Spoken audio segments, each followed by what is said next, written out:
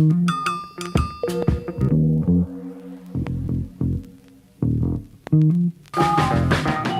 spent my whole damn life in the city.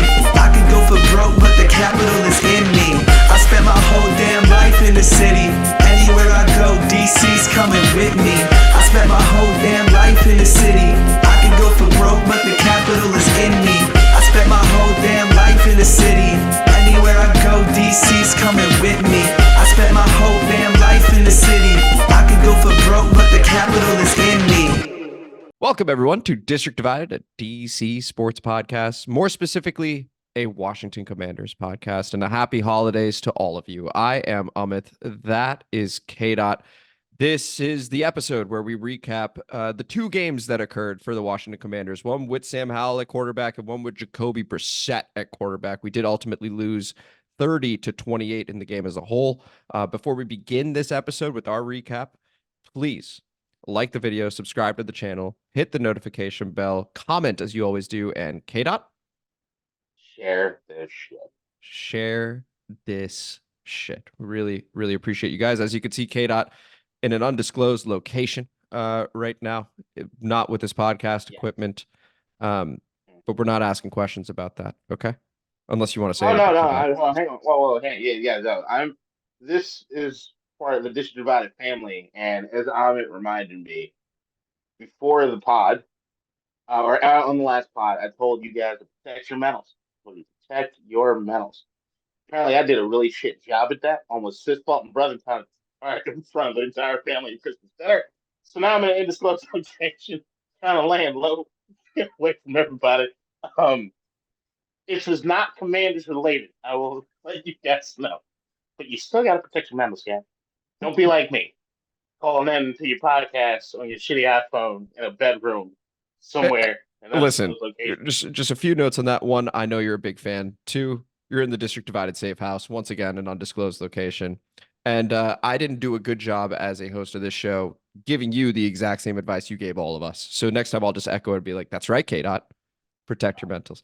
But anyway, why don't we go ahead and get into this game? Because seriously, it was two games. I sort of said it as just like, it's funny. It's not. It really was two different games. So Sam Howell was the starter after Jacoby Brissett had a nice little relief appearance the week prior. But then goes on to go 6 for 22, 56 yards, no touchdowns, 2 picks, took a sack, just 1 sack, finished with a rating and QBR, both of 1.7. Easily his worst outing as a pro. You can't always look at the box score because the first interception, for example, Logan Thomas really should have caught that ball. Next thing you know, it's tipped, intercepted. But the point remains, when you get 22 attempts and only 6 completions, it's not good, no matter how many tip balls, no matter how many. That's the point. K-Dot, that first quarter, to me, I will just quickly insert my opinion, the worst quarter of Commanders football I've seen in a long, long time. Commanders football, football team football, Redskins football. It was an absolute disaster. We were far and away the worst team in the NFL in that first quarter. What did you make of the Sam Howell time at QB and the team performance at that time? He's regressed. I think we've all seen it the last few weeks. He's not playing with the same level of confidence even that he was earlier in the season, right? So, there was a matter of, you can almost look at Sam Howell's season in 2 or 3 acts, right? So, there's Act 1. He's getting his brains bashed in. We know he's getting they're throwing the ball entirely too much. But you can always see that, there's an inkling that we were giving to him that there was, he had the memory of a goldfish when he came to the bad shit. And he could just soldier right on through, right? So that's Act 1. You don't have the complementary run game. They are throwing his ass out there into the fire. Everybody knows from training camp or everything else, the playbook, the offensive team is complicated shit, but they're fuck that, sink or swim. You got to make it happen. The second part of the season goes into he's heard enough of the criticism that he's holding on to the ball for too long. There is the aspect of all right, the sack numbers are getting out of control. You hear him do the interviews and stuff, and he's aware of this. So you see, okay, now he's really trying to improve on the things that have been the most major criticisms for him in the first part of the season. So that second act You're seeing Eric Bieniemy trying to establish a run game, but it's still very inconsistent. Sam Howell actually doing a decent job at certain times taking what the defense is giving him, right, to a certain degree. The sack numbers are still pretty high, but you can see that like there's some room for improvement in here and there that you're like, okay, everybody in the Commanders camps are basically like, hey, while we don't necessarily think that he's well, I guess some of us are saying, all right, we got our franchise quarterback, or at least we know who potentially is going to be the starter next year. The third act has been fairly recent, which is his confidence. He's still getting his brains bashed in. The offense is stagnant as shit. He's trying to make plays down the field, and you can see he's holding on the ball too long. And he like even in the Jets game, you see that like there's a like I gotta watch the all 22, so I'm not gonna I don't want to be hard. You don't have to in referencing protecting your mentals. You don't. But go ahead. There is this element of the dude is running away from phantoms. Like there is like you even see in this game, he's got a fairly clean pocket. He's got to run outside. There are guys that are open 5-7 yards or even in check down. He's not taking it. He's not seeing it because he's running away from them. And he's still trying to make a play downfield and there's just nothing open. And it ends up in a sack or he throws the ball into a window that he doesn't need to. And you can just see that everything that he was doing necessarily well in the first two acts of the season have kind of been undone. You see his windup is so much slower to the point in which you can step by step see all the mechanisms in his decision process when he's launching that ball. And it gives, if I can sit back on TV and know, all right, I think I can see in your head, you're like, oh, I think this is open. I'm going to try to do this. I'm not necessarily confident that I can do this, but I'm going to try it. It's all in the motion in the throw. There's no confidence or anything in it. And you add on top of that that they've been treating him like a yo-yo the last few weeks in the sense of benching him. When they've made it clear in those first two acts of the season that, hey, rookie quarterbacks, the guys that we consider to be our franchise quarterbacks, the future franchise quarterbacks, have to go through these growing pains, right? You let him sit with it, but then you bench him. We're not sure who's responsible for the benching because, as we said last week, the Ron Rivera, Eric Bieniemy, who's responsible for what? There is the aspect of like, even if we'll get to Jacoby, but just on the Sam Howell part, it's like you've seen a coaching staff do everything in their power to not help this guy out. Yeah. They're doing everything they can not to help him. If I could, it's so shit. Yeah, if I could sort of summarize the way I was thinking about it, K-Dot, before we get to Jacoby, who was excellent, and we will get to him in a moment. It almost feels like, I'm curious as to your take on this, an accelerated Mac Jones career timeline, where early on in Mac Jones' career, he was, 10-6 or 10-7, whatever it was, alternate to the Pro Bowl, but people are high on him. And then he goes through a bit of a blip, and then you go to, hey, we're benching this guy. They don't say it's performance related. They just say, hey, he's not seeing it the way he used to. It just seems like something's off. He needs a break. And it sort of feels like with Sam, we're at this point now where we went to, and people said this about Mac also, we have our guy. We have the next Brady is what some people were saying. That's the extreme end of it. But like, we have our guy to lead the franchise. We had our star players say that halfway through the season. And now you look at it and it feels kind of similar. Like the guy needs a break. The guy is not lacking for confidence necessarily, but he looks different. He does look different. And it's just not doing him any favors right now to continue being out there is what it feels like watching him play. Let's get to Jacoby. And then talk about the game as a whole, and you can give me your thoughts on my Mac Jones accelerated timeline in a moment.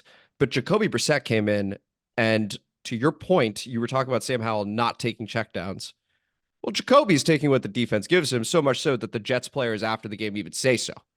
And they say that, hey, we were giving him this, he was taking it.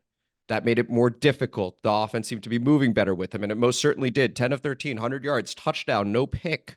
Okay, so that is now Jacoby Brissett, I believe, is accounted for basically 35 offensive points in the last 2 weeks. So 2 touchdowns last week. 3 touchdowns this week with Chris Rodriguez running a couple in, or one in, and then a Gibson running one in. Rodriguez with 2 total on the day. Get out Jacoby Brissett. This is now 2 straight games of good quarterback play, making an Eric Bieniemy offense look completely different. Last week, I want to just go behind the curtain for a moment. Last week, you texted me, said this offense is night and day. And I told you to relax because it was a relief appearance. Well, now we have 2 weeks of info. You seem to have been onto it pretty early on, right? So I'm giving you that credit there. And now I'm also at the point of like, is this a QB thing? What do we do? What did you make of Jacoby Brissett's performance? That's part 1. And part 2, who should start moving forward? All right, so the Jacoby Brissett thing. Yes, it's a quarterback thing, but it goes deeper than that because fundamentally it's a coaching. So like the thing, Jacoby Brissett is known across any league circles or anything as a really smart veteran fucking quarterback, right? Like this is a dude that's going to come in, understand the philosophy of an offense a little bit better than Sam Howell in his first real year, right? So like the and also Jacoby Brissett just from a veteran quarterback standpoint in knowing, hey, I got playmakers that I need to go out there and trust. Like the thing is that the biggest night and day in the offense is Terry McLaurin, Jahan Dotson, and our playmakers come alive. Yes. They're given the opportunity, but not necessarily the opportunity, because I don't think the offensive scheme doesn't change from what I've seen. It's the same offense. It's just here's a guy that could just say, fuck it, I got dudes, I'm gonna go. Because even like Jahan, it's not even Jahan's making play. Jahan's getting pass interference calls. You get that, understand how, because he's not taking the shot to him, right? So it's like just the things that help impact the game itself. You can see Jacoby Brissett just understands philosophically, I've got to take shots to the guys and the playmakers that are here. They are talented enough, and I got to do it. And I don't know when I see a young quarterback not just giving his playmakers a shot, that makes me feel as though he's either overwhelmed by the offense or being told there's certain things he needs to work on more in the offense, or he just is so shell-shocked at this point that he can't focus long enough to do anything because he's overthinking all of it. So it's like this. I don't know, but what I say is that like if you can see the difference between the young guy and the vet be this wide a chasm, you'd ask yourself, number one, what the fuck are they seeing in training camp? Because it seems as though Jacoby has a better grasp of the offense just off rip. Like if this is, I'm all for sitting the young guy until he can process and learn a lot as far as what he's got to see or develop on film before he gets some playing time. And it just feels as though this team makes decisions based on some sort of ether that nobody can fucking understand. Well, okay, so I do want to push back on that, K-Dot, in that we had the Dallas appearance at the end of last season for Sam. He looked sharp, right? We were talking about how he looked like the better parts of it. It was one game, and we acknowledged that over and over again. But he was able to have some deep ball accuracy. He was doing the whole take what the defense gives him. See space, take space. We mentioned that a few times as well. No one's open, bails from the pocket, gains a few yards on the ground, slides. Like we were getting good QB play in that one game. And I acknowledge that was one game. Then you have Rivera come out and say, if I knew I had this, I would have done this sooner. It was a QB competition, but everybody sort of knew, even with amongst the media, amongst fans, this is going to be Sam's job, right? And early indications, as we talk about Act 1 and Act 2, like early indications where Sam looked good. Again, we had other people say that he is a guy and can be a guy in this league for some time. It seems like you want to say something. Go ahead. No, sorry. I was reacting to something that's happened. Okay, cool. More Someone came to a room that I was in. Understood. But just wanted to say that also keep in mind, there was a lot of good that came from it, but we are clearly at a point, and I think you hit the nail on the head, Sam's regressing right now. But what we saw in training camp, I think was a good Sam Howell, a fresh Sam Howell, right? What we saw what we saw in training camp. Like the thing is that like if there's anything that we can know is that this coaching staff outside Eric Bieniemy, I'm not going to blame Eric Bieniemy for this part of it. This fucking coach staff has no idea what they have in anybody in any given. And that we know is clear. Remember, the only reason Sam Howell got to start against the Cowboys is because Taylor Heineke and the rest of the fucking team told him, hey, you guys have a guy. Yes. Right? So, like, it wasn't anything the coaching staff was doing to get to a point of acknowledging and knowing. And the thing is that we're fast forward to now, right? As far as benching Sam Howell. Ron Rivera says initially that it's for his own safety. It took you 15 weeks to see a guy who was getting hit more than any other quarterback in the league. Yeah, I just think, this is enough. We need to pull him for his own safety. He's been getting fucking walloped the entire season. What was the point of, like, okay, then who made the decision? Was it Bieniemy or was it Ron Rivera? And what's the point? Like, are we really at the point where it's like, okay, we have to save Sam Howell for the future? Is this? Well, I think what is truly different from now to the last point as far as from a safety standpoint? He's not getting hit a whole hell of a lot more now. It's just the rest of the numbers of that. So let's go ahead and talk about that, right? Okay, so we have 2 games left. What's the point? And so I think that's a very important question, right? Because when we talk about protecting Howell for the future, from Ron Rivera's perspective, this is probably it, right? It's very likely that he's going to be let go in the offseason. We're going to have a head coaching vacancy. So I think from his perspective, he probably just wants to win in these final 2 games. Eric Bieniemy certainly wants to win and have a productive looking offense for the final 2 games. So again, let's push forward in these last 2 games. Is it about tanking? That term that comes out over and over again, the players obviously aren't trying to tank, just to be clear, but neither is this coaching staff because they are not going to be a part of this. No one here is going to be a part of this. So they want to win, in my opinion. I think they would want to win regardless. With these last 2 games, who do you start? Because, K-Dot, if we're citing the Sam Howell regression and we're citing the Sam Howell safety concerns where he's just getting hit over and over again, and we know that. We've talked about it. We talk about it twice a week. Who would you start? I would start Jacoby. That's what I would do. If I'm Eric Bieniemy, I want to start Jacoby because I want to put more good film and maybe even save a job potentially. I would want Jacoby in there if I'm Eric Bieniemy. Saving his own job. Yeah. All right. So, number 1, our next 2 opponents are the San Francisco 49ers. I'm aware. Cowboys. You want to put Sam out there? Have things to play for. I don't give a fuck who's starting. You're not winning those games. Okay, Josh Harris is in a booth, and here's the thing: if you would ask Josh Harris who should they start, he said, "I don't give a fuck. We're already tanking, and we're not doing it purposely. We just can't win those games. Like this is perfection for the new ownership. Yes, it is. Like, these guys are gonna try. It doesn't matter if they're gonna lose these fucking games, regardless of whoever's the fucking quarterback. It doesn't matter. All right, I should eliminate that from the entire thought process. It doesn't fucking matter. Now, that being said, like, my thing with Sam Howell is that you benched him 2 weeks in a row in game. His confidence is shot to shit. The only reason I would start Jacoby Brissett this week is to give that man a fucking break.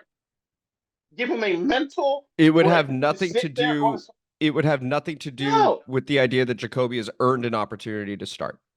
Fuck no. Like the only thing that I would say is like as far as Jacoby Brissett is, hey, we don't think you're going to be the backup here for the next regime. Here, go put something on tape this game.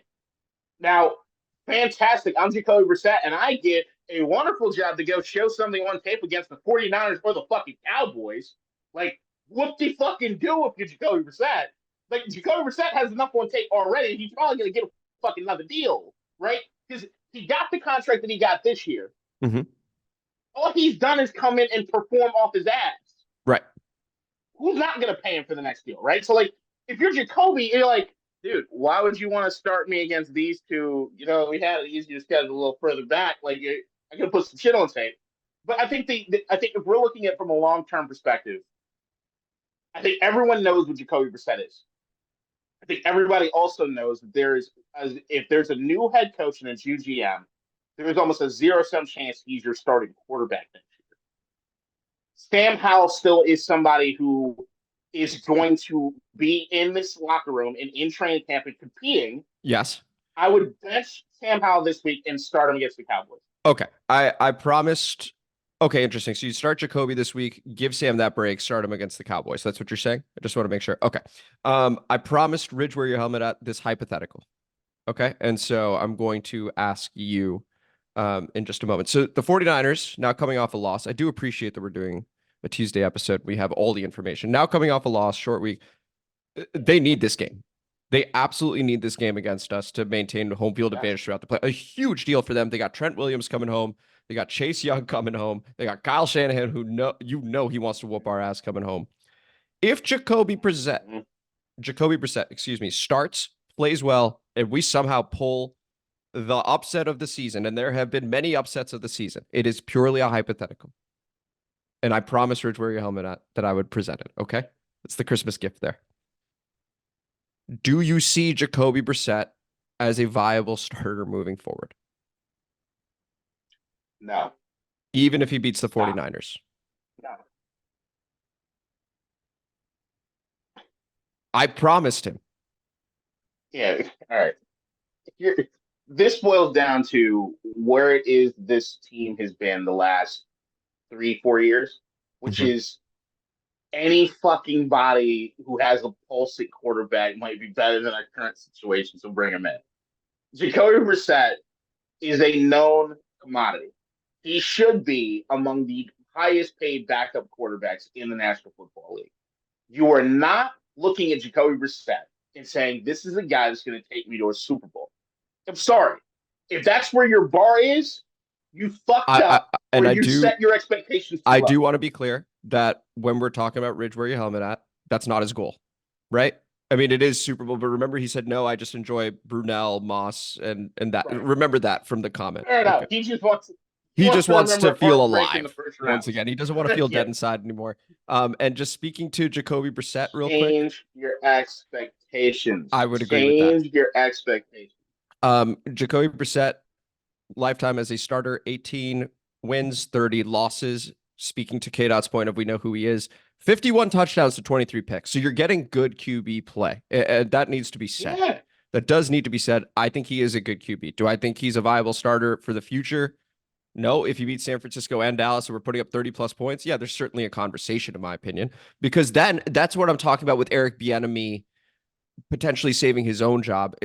You suddenly go, oh, okay, this offense can put up points. I don't see it happening, just to be clear. I do not see that happening. But if it did, there's a conversation. Look, here's the thing that everybody, like, I've been critical of Eric Bieniemy on certain aspects of stuff, right? Eric Bieniemy and his run-to-pass ratio is fucked. His run scheme in general mostly is kind of fucked. But I still think that there are a lot of things within his offense that fucking work. There are a lot of things in that offense that do fucking work. You just don't have Sam Howell doing what he needs to do to highlight to these guys, right?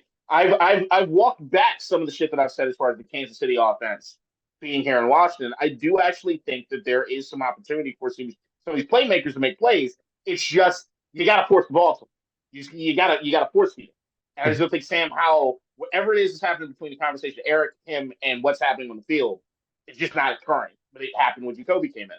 So Jacoby, the only Jacoby thing that I would going to this Ridge wear your helmet at fucking question. The only thing that I could potentially see, and I still don't think you do it, is if the new regime comes in and we're drafting a quarterback in the first round. Like we are absolutely drafting. We'll save that for after. We'll do it after the pod this time, just to be clear. Okay. Go ahead. But there's a legitimate. I can look at Jacoby Brissett as a bridge quarterback. Sure. As the guy who's enough that your skill maker player, your skill position players are not going to regress. They're still going to have somebody that can feed in the rock. And then you can get another guy in position to then take them to the promised land. That being said, that's $12 million, I think, compared to Sam Howell, who's shown he can throw an NFL ball. I don't know if you want to from the cap space perspective. Okay. From a cap space standpoint, that's the only thing that doesn't make sense to me. I think that makes a lot of sense. And it is very important to note that we currently with 2 games left against San Francisco and Dallas, have the number 3 overall pick in this upcoming draft. And that is a very big part of this conversation. We'll get into it after the pod in just a moment, but we got to get to the comment mailbag as we always do. Appreciate you guys for commenting. Quite a few. Beginning with the Hawk TV. The Jets will win, and I agree with K-Dot's prediction. Your prediction was what, 13-10 or 13? What was it? Yeah, it was not what happened. So I had 8 to 5. It was something like 13. I was on track for 5. It was low. Until and then we managed to muster a 12-yard Chris Rodriguez drive, 1 play, 12 yards, touchdown on a run. Then we go, Ridge, where your helmet at? With another comment. That rambling comment came the morning after a night of 11 espresso martinis, so I was feeling particularly dead inside in many ways. But thank you for the spotlight, fellas. I think where you guys ended up hitting it on the head was in regards to the lack of culture. What pisses me off is that Ron was supposed to come in and fix the culture, but we've been left with pure incompetence all over and no culture whatsoever. No one ever bought in. Even Hard Knocks would have a tough time creating a documentary about this team. The team I envy the most in this aspect is Seattle. They're always fighting. You can feel Pete Carroll and the 12th man's energy carry over. And Drew, put on for my city luck, and Gino, ain't right back Smith, are both great vibes guys, even if not elite QBs. Data reaction to that. Thank you for agreeing with this to some degree. But yeah, the culture itself has been, it's an improvement over what we've seen here over the last course. If we're looking at 20 years of the Snyder era, there are certain things that are improved. I do like the fact that Ashburn's not a sexual harassment hotbed. That's a good place to start. Or that we're not. Look, Ron Rivera has been far from perfect, but he has been a guy who his stoic, his who he is as a guy is a good person, I think, to his core, and I think he gives a shit about his players. He gives a shit about doing things the right way. I just think that when you look at this particular situation, seeing how much power they gave him, it's too much. And I think that he's overwhelmed for what his job responsibilities are, even though we don't know what he even does. I think that there is an aspect of he's overwhelmed by the thought process of his title. I want to more than anything else. Yeah, I want to just say that when we hired Ron Rivera, we needed an adult in the room. Yeah. And that's sort of what that hire was. No one wanted to come here. Let's keep that in mind with the context of that time as well. Literally no one wanted to come here. So we offered Ron Rivera a whole bunch of money. And then you think about the stuff he went through while being head coach. Forget what was going on in the organization as well. But he also had cancer and overcame that. Like, he individually went through a whole lot throughout this process as well. That cannot be understated. So in terms of football culture, no, we didn't get what we wanted there, right? But in terms of the actual building business culture, that's not what you get a head coach for. But when you're as dire as we are with the owner we had, that's what happens. It was a very unique situation. I think Ron did what he was supposed to do in that regard. He left some lacking in the football sense. But again, he went through a fuck ton. And that's got to be acknowledged whenever we talk about Ron Rivera as well. So just wanted to mention that. Then we go over to Vindo. Shout out Vindo. And also shout out Ridge where you're yelling at. Shout out the Hawk TV. The Hawk TV's got a couple more coming. Vindo writes, unacceptable. Can't wait till they are gone. Teams start with coaching. I don't care how talented a team is. Get a respected coach to come and please, for the love of God, have patience. It takes a long time to build what media calls a winning culture. Okay, so more calls for patience from Vindo in order to establish that winning culture. It is frustrating to be patient when you're being told over and over and over again, be patient, but it's also true. You know, it does take time. It does take time, K-Dot. It takes time to build something the right way, brick by brick. I will say this, though. The one thing that Jacoby Brissett coming into these games has shown me is that I'm right on the talent thing. Team talent. And offensively, you see it right there immediately. Defensively, you see guys like Benjamin St. Juice getting burnt all fucking game. I do not trust what I'm seeing from anyone defensively on this team because I don't think there's a worst coach unit in all of football than the defense of this particular team. So when it comes to a rebuild or what it is you need to, I think that if the right guy comes here, it's not. I know that I don't want to set unrealistic expectations, but I really don't think it's going to be that long a time before we have something that can actually compete. Yeah, I've been telling people that as well, actually, K-Dot, that if you get the right people in the building, then it can be quicker than you think, or at least you could see the positive signs very, very quickly. And you feel that optimism that you really want to feel. That's ultimately what you want to feel, is that optimism to be able to build something sustainable moving forward. We go over to Earl Bruce.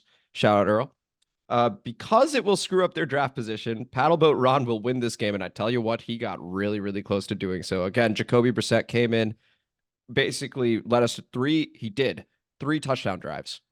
He had Chris Rodriguez run one in, Antonio Gibson ran one in, Jacoby Brissett threw one as well to Logan Thomas. And so, like, it was quite the performance from him. And then Greg Zuerlein ends up hitting a 50-plus yard field goal.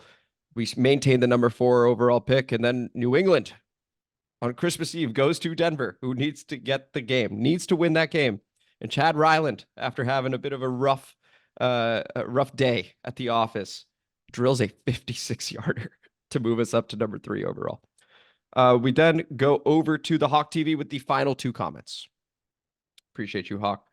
Well, gents, I'm writing this comment after another Washington loss. I was watching this game and thinking, you cannot be serious. If you're wondering, yes, I am a Washington fan who actively roots for his team to lose. They had all season to win more than 4 games, and now they show competence? Get out of here, you filthy animal. Now that we're embarking on the final 2 road games, because, FedEx, this will really be telling for every player and coach to put out strong and positive tape. An 8-game losing streak to close the door, that's a real mic drop. Thank you for your service. One, Ronald Eugene Rivera. Okay, that's the comment there. Any reaction, K-Dot? It is fucking hilarious that they lost by 2 points. It's hilarious they lost by 2 points when everything analytically would have told you to go for 2 on any one of those touchdowns that were coming up. When you just come back. Didn't even think See about it across the league, right? I mean, the idea that they were mounting the comeback of all comebacks, and they still couldn't stop from stepping on their own dicks. It's fucking ridiculous. They're fucking just. I watched the game. I wasn't necessarily angry watching the game. I was just watching. I'm like, damn. I was bored. I was so fucking bored until they started coming back. Yeah. I'm like, I was angry that I had to watch the game. Like, that's it. I was like, is this about it even worth it at this point? Do we got to put ourselves through this? Like, I almost texted you. Like, I almost texted you, being like, buddy, I don't know if we. Let's just stop. Do we pull the plug? Do we do something else? Like, I don't know. Anyway, Mr. About it on hiatus until the season's over. Like, that's where it got down to watch that fucking game, and then just to see, like, yo, you lost by 2 because you motherfuckers didn't go for 2 at all in this comeback. Like, you could have won the game. So then it's like, do they know that they're tanking? This to me is the prime tank. I hate the idea of tanking. We've argued about this when it comes to like NBA, all kinds of things. Right? yes. I hate the very concept of tanking. This team is going to tank so good because they're actively trying. They're just incompetent. Well, it's them actively trying that makes it so easy to tank. Better. Yeah. It makes it so easy. That's why if you're Josh Harris, if you're Magic Johnson. Yeah. That speaks to coaching. Anyway, we got one last comment. Group, you guys are just fantastic. We got one last comment, and then this actually transitions us into after the pod, because I think it's a good one. Okay. And this is the Hawk TV one more time. Appreciate it. Gents, I never understood why after all these years, we haven't interviewed nor poached anyone away from that Baltimore Ravens staff. This is to your point, K-Dot. Ever since the year 2000, they've gotten more things right than wrong, speaking to Baltimore. Our team is the complete antithesis of the Ravens, rooting for Baltimore this weekend, but here's to a great game. Appreciate the comment there, Hawk TV. We're going to talk about Baltimore in just a moment, as well as our number 3 overall pick, because I think those conversations merge. This was District Divided, a DC sports podcast, more specifically a Washington Commanders podcast. Thank you guys so much for listening to today's episode. Really appreciate you guys. Happy holidays. I am Amit. That is K-Dot. If you enjoyed today's episode, please like the video, subscribe to the channel, hit the notification bell, comment as you always do, and K-Dot. Don't fist fight your brother at Christmas. And share this shit. Share this shit. Really appreciate you guys, and don't fist fight your brother on Christmas Day. Or, well, you can think about it. Just don't do it. And After the Pod begins right now. So first off. All right, did my camera just disappear? No, you're there. Am I still here? You're just sideways. It's after the pod. You can do whatever you want. That's fine. Right. You want to keep it that way, that's fine. Yeah. What I wanted to say. So first off, the game last night was a lot of fun. Baltimore goes into San Francisco. Well, yeah. And, well, it depends. If you're looking for a close game all the way through, you didn't get that because Baltimore just bullied these guys, which is great. And it also... Well...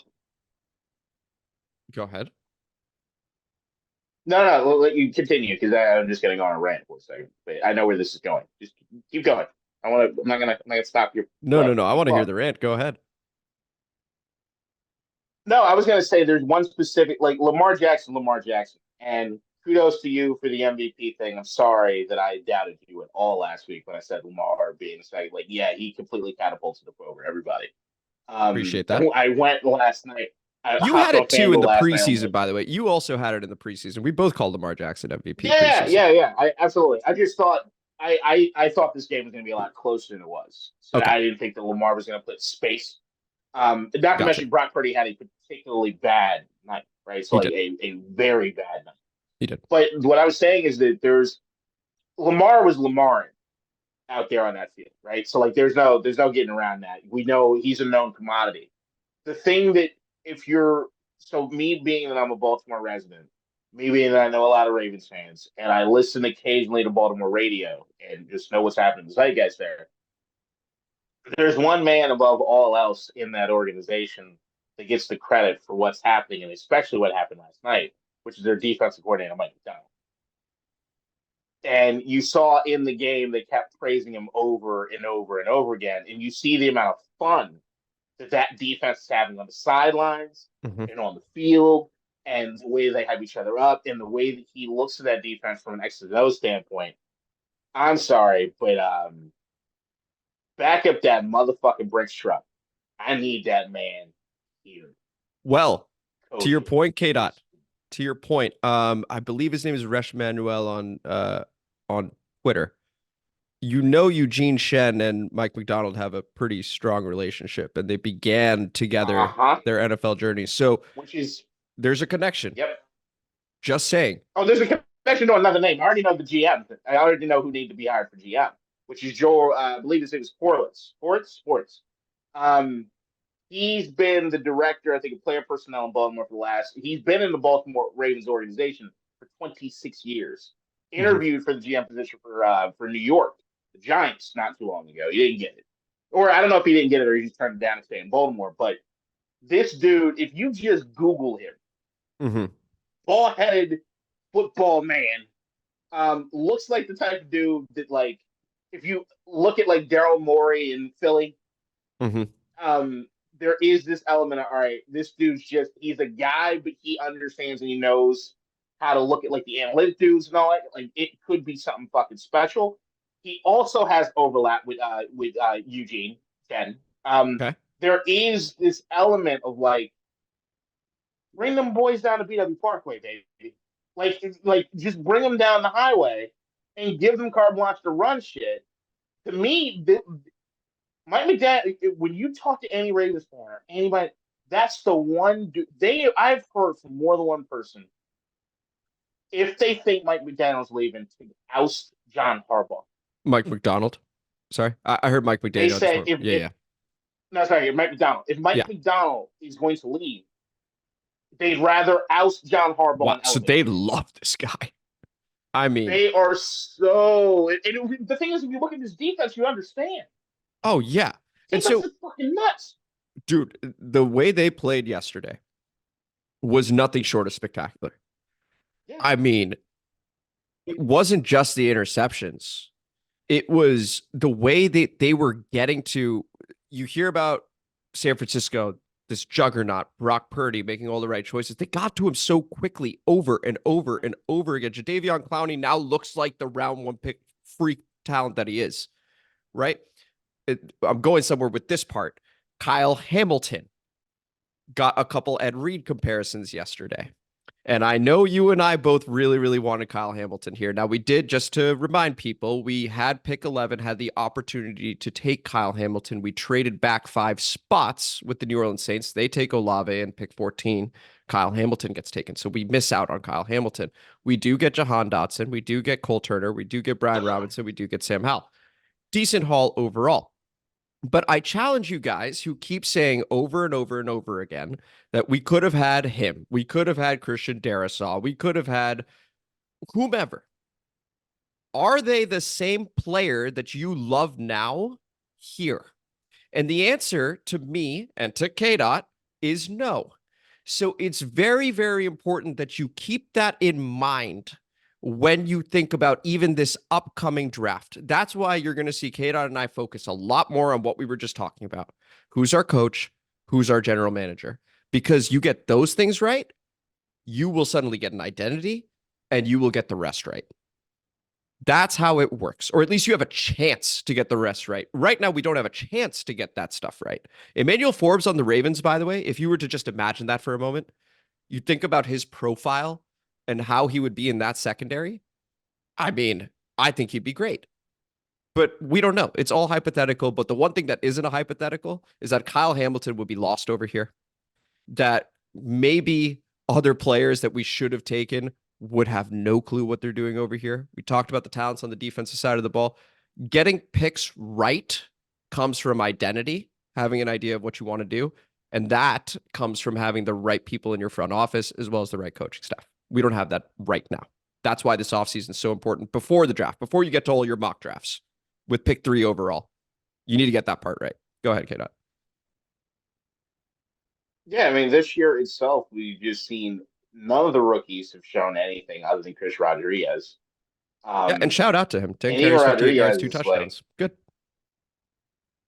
Yeah, I'm shouting out, but I think that had more to do with just Eric Bieniemy. The quote from C.J. Mosley, the linebacker for Yes. Baltimore, who was talking about what the difference Star was. linebacker. That was Yeah. Star linebacker. He was saying, well, no, they stick to the game plan. They kept to the run. More than anything, it was like, and I'm like, yeah.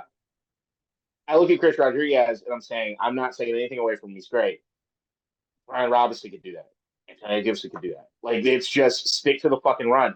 I've been telling everybody the offensive line is a fairly good run blocking offensive line. Built to run. They just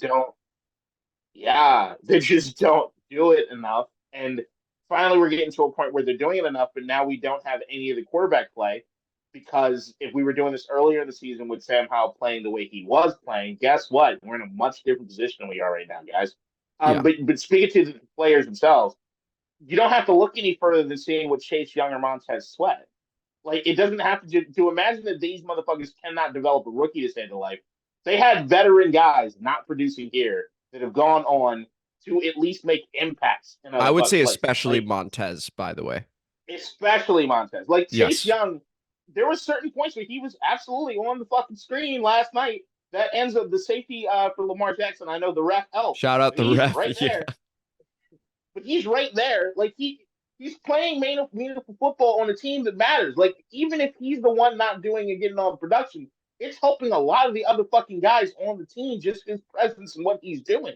So, like, I don't see that here. Like, there's nothing that we're seeing that name anybody that's standing out or having a particularly good season in Washington. Nobody. No, and you Like, can't, there's because nothing we talked about it with the Jets game. The first quarter, K-Dot, after 3 possessions, we had -8 yards. -8. And the Jets started each drive in our territory, their first 3 drives. So that is legitimately insane for 2 teams that have similar records. The Jets ultimately gained 381 yards. What did we say? Stop Breece Hall, stop Garrett Wilson. 2 guys, right? Stop one of them. You didn't really stop either one. Breece Hall's pretty fucking terrible season. We made and he Brees comes Hall look alive like again. we made Brees Hall. If you look at his stat line, Last year, look like Brees Christian Hall. McCaffrey, look like Mhm. peak Le'Veon Bell. He had 95 rushing yards, 96 receiving yards on 12 catches. We made him look like the best running back. Like, that is what we did. We knew one guy. Then there's Garrett Wilson, who came off hobbling, finishes with 9 catches for 76 yards or whatever his stat line was. You had 2 guys to stop. And really, if you could, we were like, okay, just Brees. We didn't. This team is very, very poorly coached, man. Nope. And 30 points. It happened. 30 points with Trevor Siemian. It happened. Look, going into this season, there was only one team I think that was coached worse than us, and you see the difference in them is probably the Raiders with McDaniels.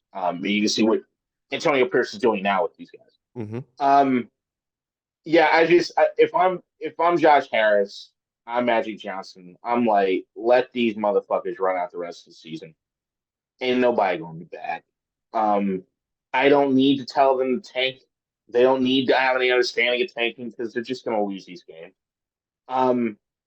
The rest of the league seems to doing everything they possibly can to help us out in the process as you were going through what happened this last weekend.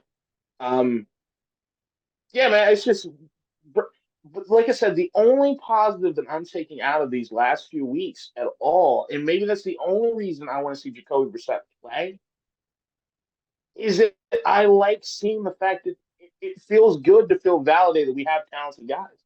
Sure.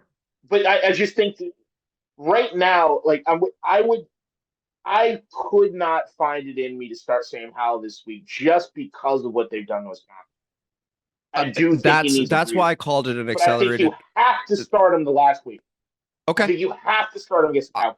I think that's Otherwise, why I called it, and it's that's over. why I called it.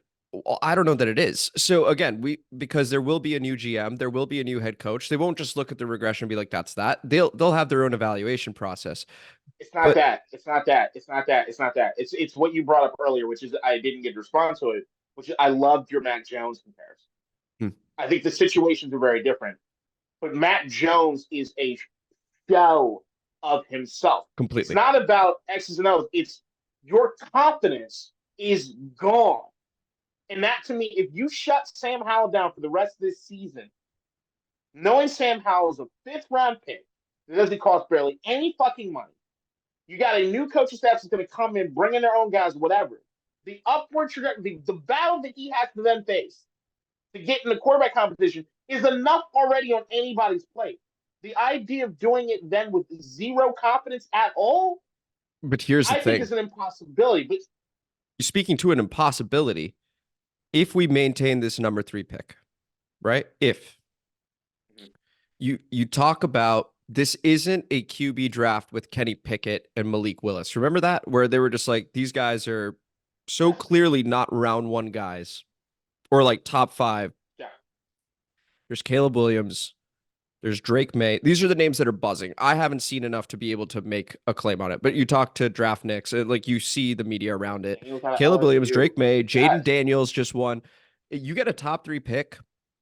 And the last time we did this, we took Chase Young, defensive rookie of the year, but then coaching, whatever it may be, he moves on to San Francisco. It's not every day you get that high. It's also not every day that you get a new, well, actually, it is kind of every day if you're drafting that high, that you do get a brand new front office, basically. But this time we also have new ownership. So this is a very, very unique situation where the temptation to take a quarterback, and this is where I wanted to get into last night's game.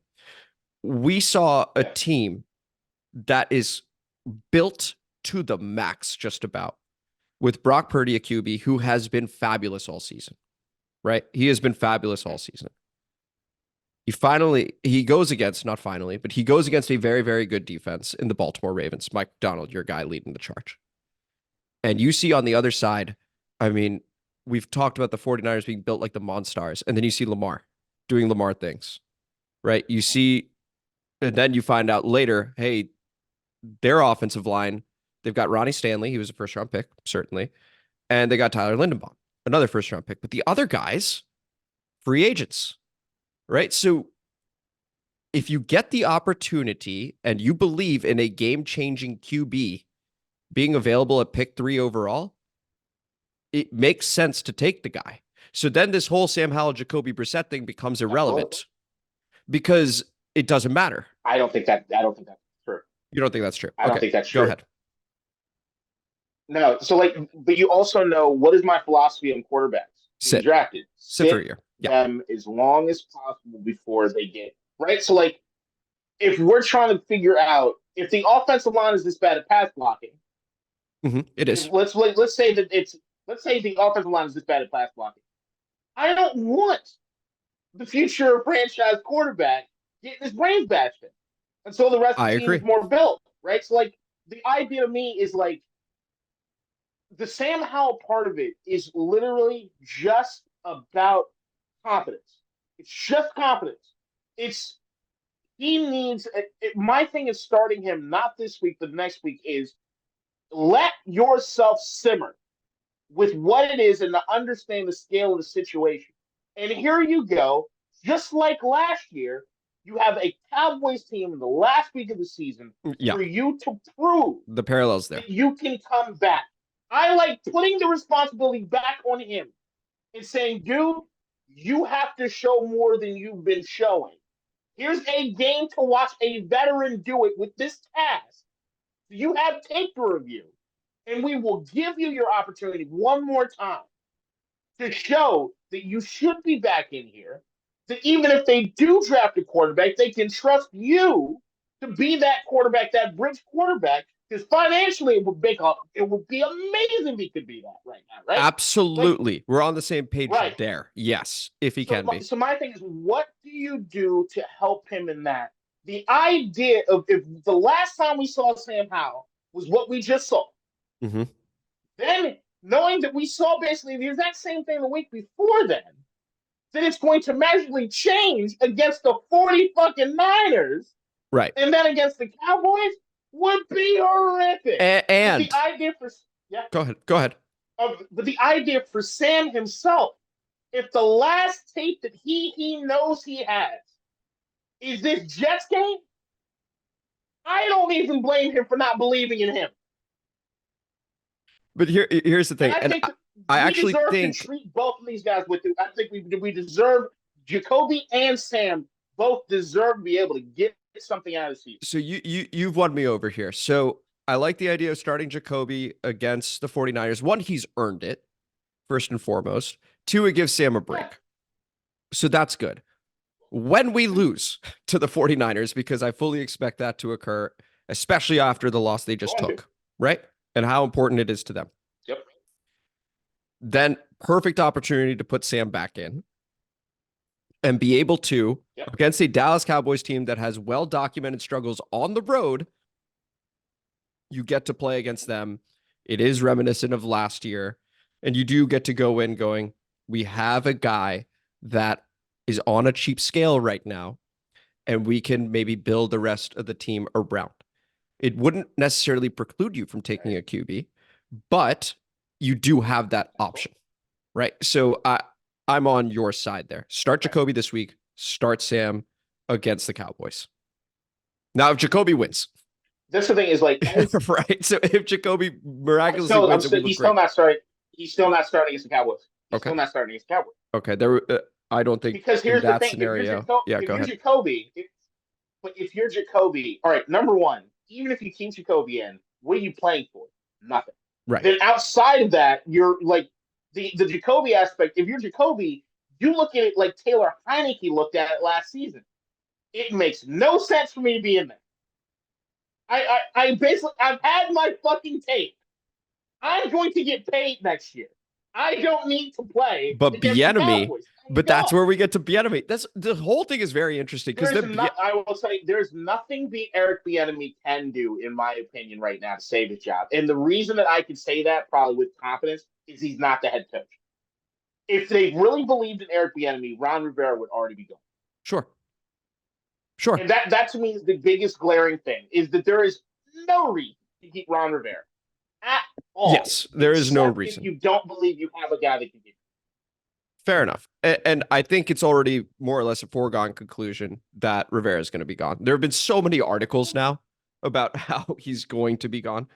I do think that there is a slight chance Bieniemy keeps his job, but it's like a 2% chance, if that. It's very, very low, but I do think that there is a possibility. But it does probably at this point depend on If Jacoby, they hire Mike McDonald, he's like, I don't want to have anything to do with the which offense. Let's give to Eric at least show something. we're Maybe. running up against a hard stop now, but we'll chat about that another time because there is the defensive coach versus offensive coach, the trend going more offensive. Not saying you can't have a defensive coach because you look at D'Amico Ryans, for example, he's been fantastic in Houston. And there are a lot of defensive minded coaches that are excellent in the NFL right now.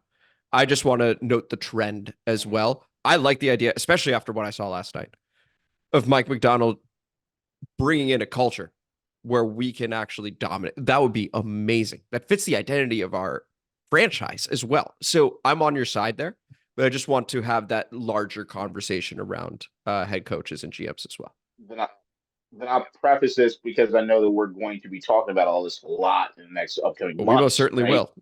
Number one, I don't give a flying single goddamn fuck about any coaching trends. Yes. If you want to lose me immediately, tell me we're doing the trendy thing coaching wise.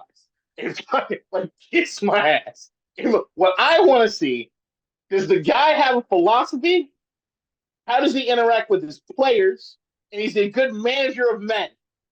If you can show me any three of those things, especially the combination of the three, then give him a fucking shot. I don't give a fuck if he doesn't care about the offense. Bill Belichick is the greatest coach of all time. How much did he have any fucking saying what was happening on the offense?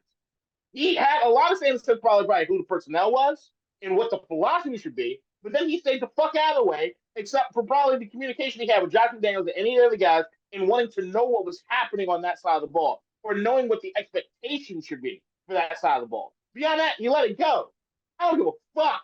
All right, Kyle Shanahan's got his fingers all in the pie on offense, right?